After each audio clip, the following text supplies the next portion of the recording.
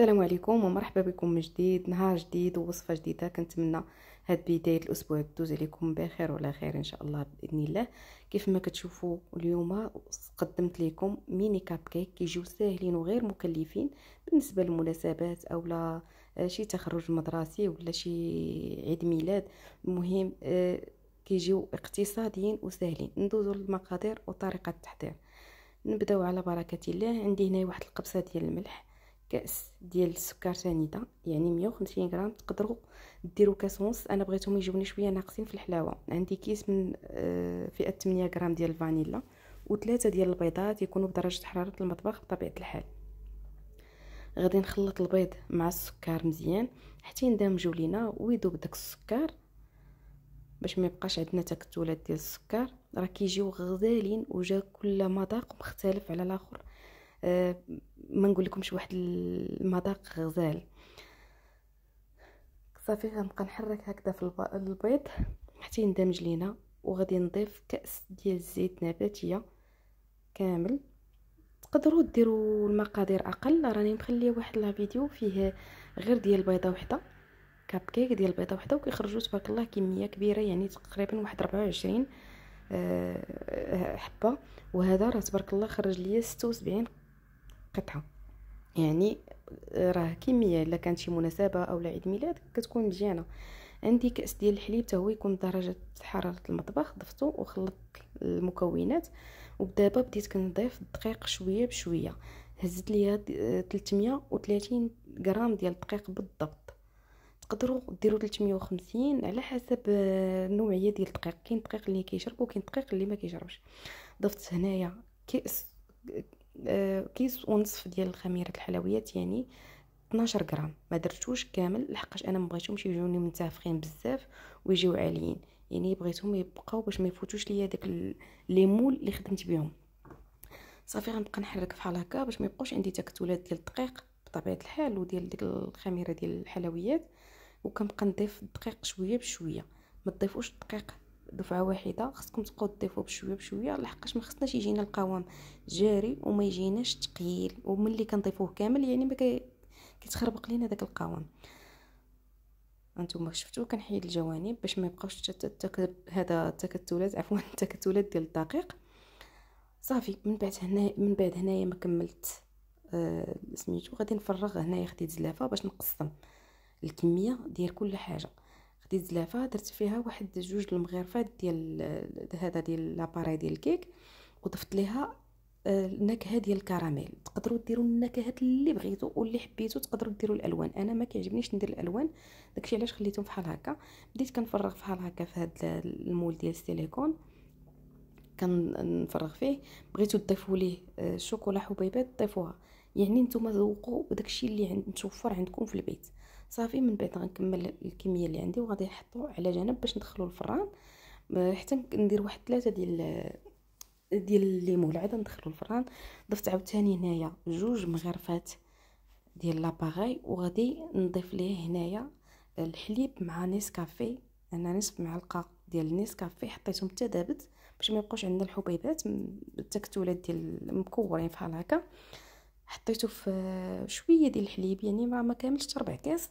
دابت داك القهوه سريعه الذوبان، وضفت عليه معلقه مع مرش ديال الكاكاو.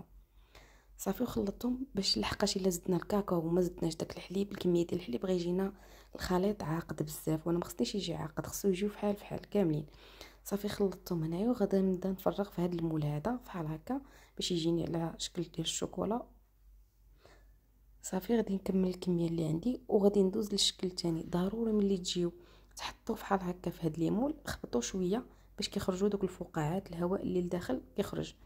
هنايا هذا الشكل الثالث ضفت ليه لاغوم ديال البرتقال، نكهه البرتقال.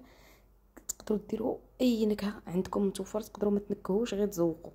ضفت ليه هنايا نكهه ديال البرتقال، درت شويه وشويه ملي ما بانش ليه هذا، وانا نزيد شويه باش يلا يعطي النسمه زوينه. هيا زدت هنايا تقريبا معلقه صغيره، درت ماشي تقريبا ولكن معلقه صغيره بالضبط درت. وغادي نبدا نفرغ في هذا المول اللي عندي. بالنسبه لليمون ما تعمروهمش بزاف، خليو واحد غتعمروا الثلث وتخليو هذاك الربيع ناقص باش يبقى فين يطلع داك الكيك وماشي يفيض لكم من الليمون. صافي كنفضوا بحال هكاك باش يخرج الهواء. شديت هنايا بالضبط 4 ديال الكركاعات، 4 الحبات ديال جوز ديال الكركاعات وشويه ديال الفروي هادو المعسله، شويه شويه يعني تقريبا واحد المعلقه كبيره ديال الفواكه معسله، و15 حبه ديال اللوز قطعتهم بحال هكاك وكاتيتهم وشديتهم خلطتهم وبقيت كنديرهم من الفوق. هنايا غادي ندوزو للشكل الاخير والرابع. درت ليه ضفت ليه هنا نص حامضه ديال نصف حامضه معصره وقشور ديال الحامض محكوكين. صافي كنخلط وضفت ليه معلقه صغيره ديال البافون اولا الخشخاش، الا ما كانش متوفر ما ديروش، انا غير على ود الزواق الوسط كيعجبني بحال هكا كيكون في الكيك ديال الحامض اولا الليمون. صافي غادي نبدا نفرغ في هذا المول هذا، وهانتوما غتشوفوا شفتوا كيفاش جا القوام. غادي نفرغ في هذا المول هذا، راه كيهز 24 يعني كيجيني زوين وهو اللي كنصاوب فيه لبنتي بزاف. صافي من بعد ما كملت غادي نزينهم هنايا باللوز فيلي، تقدروا تزينوا كيف ما قلت لكم باش ما بغيتوا. وكندخلهم الفران على 160 درجه كيطيبوا لنا من التحت، وعاد كنشعل عليهم من الفوق باش كيتحمر. هنا من بعد ما طابت ليا هاد الدفعه الاولى ضفت ليها الكاناج. هنا درت 50 غرام ديال لا كريم فريش و50 غرام ديال الشوكولا، ذوبتهم وخلطتهم مع بعضياتهم مزيان حتى ما بقاوش عندنا شي شوكولا ما دايبش، وبقيت كنعمر بحال هكا.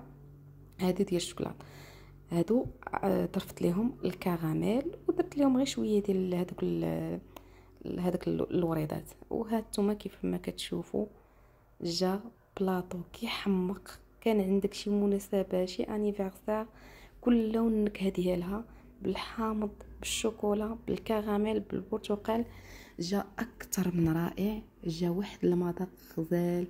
كنتمنى الفيديو ديال اليوم ينال الاعجاب ديالكم، وما تبخلوش عليا بالتعاليق ولا لي لايك ديالكم، واللي ما مشتركينش في القناه مرحبا بكم. وكنتمنى ان شاء الله نكون خفيفه على قلوبكم وتشوفوا الفيديو وتجربوهم ان شاء الله باذن الله. شفتوا كيفاش جا مهوي من الداخل، ما جاش داك الكيك اللي معجن، جا مهوي جا غزال. انا شاركت معكم كاملين باش تشوفوهم كيفاش دايرين، شفتوهم يعني جاو غزالين ما نقول لكمش، وكل المذاق ديالو جاو رائعين. السلام عليكم ونتلاقاو في فيديو جديد ان شاء الله باذن الله.